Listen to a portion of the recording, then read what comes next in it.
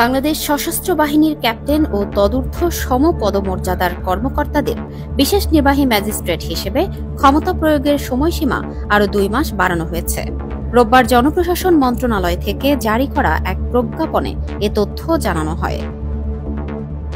নতুন সিদ্ধান্ত অনুযায়ী 14 জুলাই থেকে পরবর্তী 60 দিন পর্যন্ত সেনা, নৌ, বিমান বাহিনীর পাশাপাশি কোস্টগার্ড ও বিজিবিতে প্রেষণে থাকা সমপদমর্যাদার কর্মকর্তারাও এই ক্ষমতা প্রয়োগ করতে পারবেন।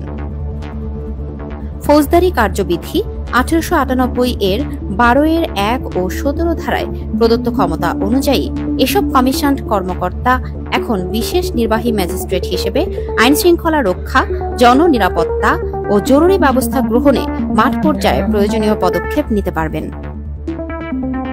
প্রজ্ঞাপনে আরও বলা হয়, এসব কর্মকর্তারা ফৌজদারি কার্যবিধির 64, 65, 83, 84, 86, 95 এর 2, 100, 105, 107, 109, 110, 126, 127, 128, 130, 133 ও 142 ধারার আওতাভুক্ত বিষয়গুলো বিবেচনায় নিয়ে তাৎক্ষণিক আইনগত ব্যবস্থা গ্রহণ করতে পারবেন।